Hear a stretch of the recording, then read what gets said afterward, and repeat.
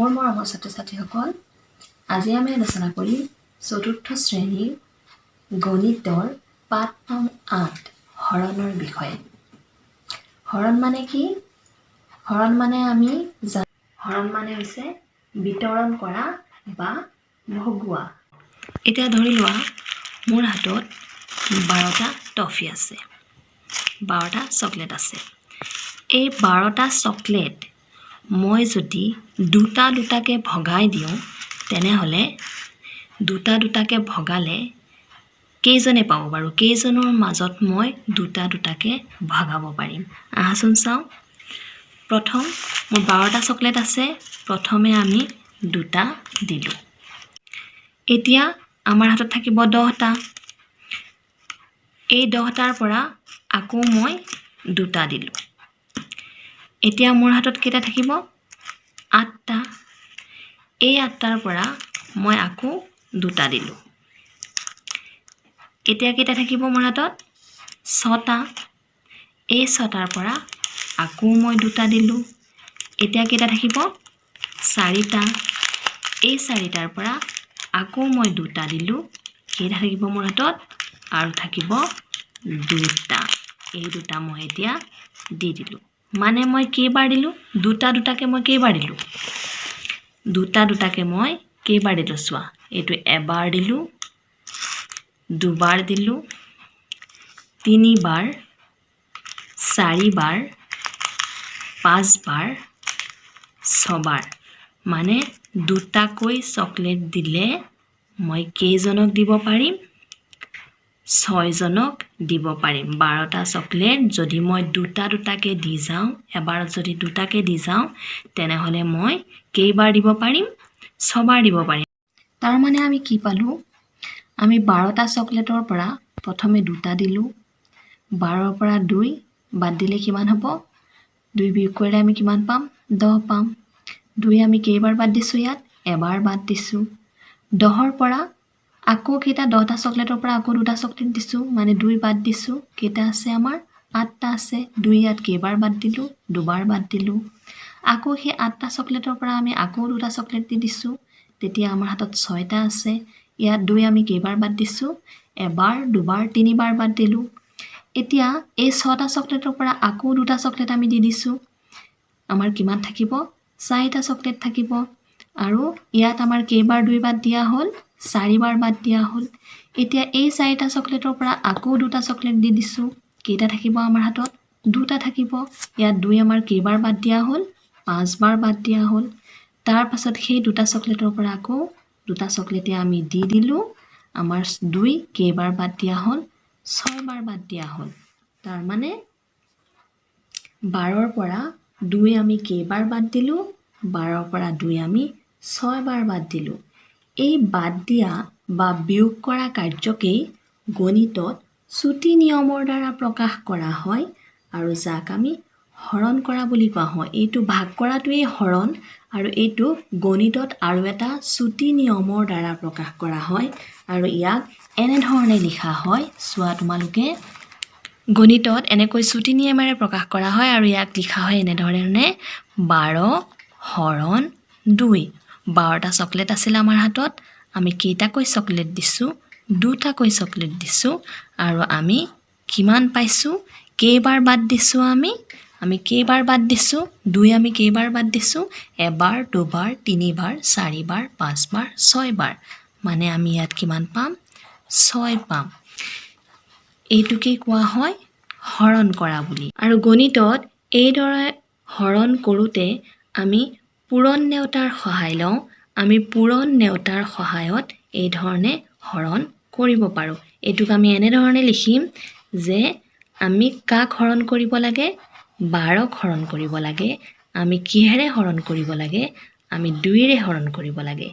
এতিয়া আমি 2ৰে 12ক হৰণ কৰিবলৈ যাওঁতে আমাৰ মনত পেলাব লাগিব 2ৰ ঘৰৰ পূৰণৰ নেওতাটো।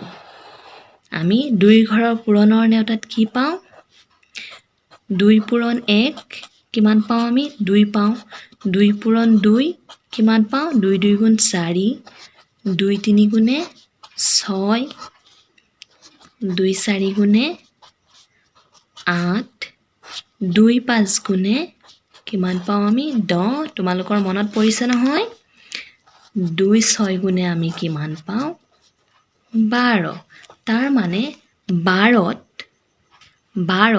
2 কেইবাৰ আছে এই 12ত 2 কেইবাৰ আছে আমি কেইবাৰ পালো আমি বিয়োগ কৰি এবাৰ চালো যে 12ত 2 কেইবাৰ আছে 6 বাৰ আছে এতিয়া পূৰণৰ নেউতাৰ সহায়ত আমি কৰিব যাওঁতে হৰণ কৰিব যাওঁতে এতিয়া আমি 2ৰ পূৰণৰ ঘৰৰ নেউতাটো মনত মাতি যাম যে 2ৰ 1 গুণ 2 পাওঁ আমি 2 2 গুণ 4 পাওঁ 2 3 গুণ 6 2 4 গুণ 8 2 5 গুণ 10 আৰু 2 6 গুণ 12 12ত 2 কেইবাৰ আছে 6 বাৰ আছে সেই 12ত 2 6 বাৰ আছে সেই 6টো আমি এনেকৈ ওপৰত লিখিম আৰু 2 6 গুণে কিমান হ'ল 2 6 গুণে হৈ গ'ল 12 এতিয়া এইটোক আমি বিয়োগ কৰিম 12ৰ পৰা 12 গ'ল কিমান পাম আমি 0 পাম এতিয়া যিটোক আমি ভাগ কৰিছোঁ যিটো সংখ্যাক আমি ভাগ কৰিছোঁ সেই সংখ্যাটো ইয়াত 12ক আমি ভাগ কৰিছোঁ সেই সংখ্যাটোক কোৱা হয় ভাজ্য বুলি এইটোক কোৱা হয় ভাজ্য আৰু যিটোৰে ভাগ কৰা হয় ইয়াত 2ৰে ভাগ কৰা হৈছে 2 কোৱা হ'ব ভাজক বুলি ভাজক আৰু ভাজকৰ সহায়ত যেতিয়া ভাজ্যক ভাগ কৰা হয় তেতিয়া আমি যিটো ফল পাম ইয়াত 12ক ভাগ কৰিছোঁ আমি 2 দি আৰু ইয়াৰ ফল আমি যিটো পাইছোঁ 6 12ত 2 কেইবাৰ আছে 6 বাৰ আছে যিটো ফল পাইছোঁ আমি সেইটোক কম আমি ভাগফল এইটোক আমি কম ভাগফল আৰু হৰণৰ পাছত যিটো ৰৈ যাব যিটো সংখ্যা ৰৈ যাব সেইটোক কোৱা হ'ব ভাগশেষ ইয়াত 0 হৈছে ভাগশেষ তাৰ মানে আমি কি পালোঁ যে যিটো ৰাশিক হৰণ কৰা হৈছে ইয়াত 12ক হৰণ কৰা হৈছে যিটো সংখ্যাক হৰণ কৰা হৈছে সেইটো হৈছে ভাজ্য যিহেৰে আমি হৰণ কৰোঁ ইয়াত 2ৰে হৰণ কৰা হৈছে এইটো 2 হ'ব ইয়াত ভাজক তাৰমানে যিহেৰে হৰণ কৰোঁ সেইটো হ'ব ভাজক যিটো হৰণ ফল পোৱা যায় 12ক 2ৰে হৰণ কৰাৰ ফল আমি যিটো পাইছোঁ যিটো হৰণ ফল পোৱা যায় সেইটোক কোৱা হ'ব ভাগফল আৰু হৰণৰ পাছত যিটো ৰৈ যাব সেইটোক কোৱা হ'ব ভাগশেষ আচলতে আমি আৰু এটা উদাহৰণ চাই লওঁ 26 হৰণ 5 আমি কাক হৰণ কৰিব লাগে কাক ভাগ কৰিব লাগে 26ক ভাগ কৰিব লাগে কিহেৰে ভাগ কৰিব লাগে 5ৰে ভাগ কৰিব লাগে এতিয়া আমি ইয়াক এনেকৈ লিখিম কিহেৰে আমি ভাগ কৰিম 5ৰে ভাগ কৰিম এতিয়া আমি পূৰণৰ কোনটো ঘৰৰ নেউতা মনত পেলাম কিহেৰে ভাগ কৰিব লাগিব আমি 5ৰে ভাগ কৰিব লাগিব সেইকাৰণে আমি মনত পেলাম পূৰণৰ 5ৰ ঘৰৰ নেউতাটো আমি মনত পেলাম আমি পাওঁ 5 1 গুণ 5 5 2 গুণ কিমান পাওঁ আমি 10 5 3 গুণ কিমান পাওঁ 15 মনত পৰিছেনে তোমালোকৰ 5 4 গুণ কিমান পাওঁ 20 আৰু 5 5 গুণ আমি কিমান পাওঁ 25 ইয়াত কিমান আছে 26 আছে 5 5 গুণ 25 5 6 গুণে কিমান পাওঁ 30 পাওঁ তাৰ মানে এই 26ত 5 কেইবাৰ আছে এইটো 30 এইটো ডাঙৰ হৈ যাব 26ত 5 কেইবাৰ আছে কিমান পাম আমি 26ত 5 বাৰ আছে আমি কি লিখিম 5ৰে ভাগ কৰোঁতে আমি কি লিখিম 5 5 গুণে 25 5 5 গুণে কিমান লিখিম আমি 25 লিখিম এতিয়া আমি এইটো কি কৰিম এইটো আমি বিয়োগ কৰিম 6ৰ পৰা 5 গ'লে কিমান থাকিব 1 থাকিব আৰু 2ৰ পৰা 2 গ'লে 0 ইয়াত ভাজক কোনটো হ'ব ইয়াত ভাজক কোনটো হ'ব যিটোৰে আমি ভাগ কৰিছোঁ মনত আছে নহয় যিটোৰে আমি ভাগ কৰিছোঁ সেইটোক কি বুলি কোৱা হ'ব ভাজক হ'ব যিটো ৰাশিৰে আমি ভাগ কৰিছোঁ সেইটো হ'ব ভাজক ইয়াত 5 হ'ব কি ভাজক 5 কি হৈ যাব ইয়াত ভাজক হৈ যাব ভাজ্য কোনটো হ'ব যিটোক আমি ভাগ কৰিছোঁ তো সেইটো কি হ'ব ভাজ্য হ'ব কি হ'ব এইটো ভাজ্য হ'ব আৰু ভাগ কৰাৰ ফলস্বৰূপে যিটো আমি পাইছোঁ ভাগ কৰাৰ ফলস্বৰূপে হৰণ কৰাৰ ফলস্বৰূপে আমি যিটো ৰাশি পাইছোঁ তাৰ মানে 5 পাইছোঁ সেইটো হৈ যাব কি ভাগফল এইটো কি হ'ব ভাগফল হ'ব আৰু ভাগ কৰাৰ পাছত আমি যিটো পাম মানে হৰণৰ পাছত যিটো সংখ্যা ৰৈ যাব সেই ৰৈ যোৱাটো কি হ'ব ভাগশেষ হ'ব তাৰ মানে ইয়াত 1 হ'ব কি ভাগশেষ ৰৈ যোৱাটো হ'ব ভাগশেষ আমি কি পালো যে যিটো ৰাশি হৰণ কৰা হৈছে সেইটো ভাজ্য যিহেৰে আমি হৰণ কৰিম সেইটো ভাজক আৰু হৰণফল যিটো পাম সেইটো হ'ব ভাগফল আৰু যিটো হৰণ কৰাৰ পাছত যিটো সংখ্যা ৰৈ যাব সেইটো হ'ব ভাগশেষ তোমালোকে বুজি পাইছা নিশ্চয় কেনেদৰে আমি হৰণ কৰিব লাগে ভাগফল ভাজ্য ভাজক আৰু ভাগশেষ তোমালোকে নিশ্চয় বুজি পাইছা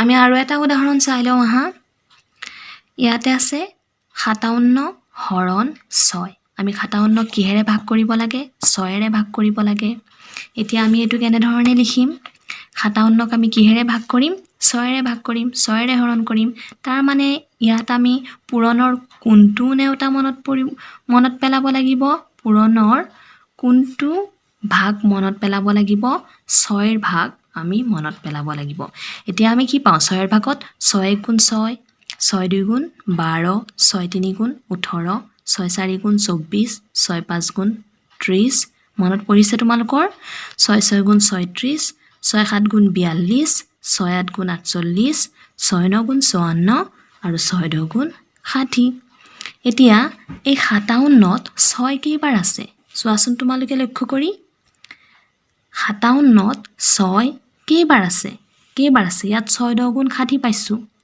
6 9 গুণ 54 তাৰ মানে কেইবাৰ আছে 57ত 6 কেইবাৰ আছে 9 বাৰ আছে তাৰ মানে আমি ইয়াত ভাগ কৰোঁতে কেইবাৰ লিখিব লাগিব 6 9 গুণে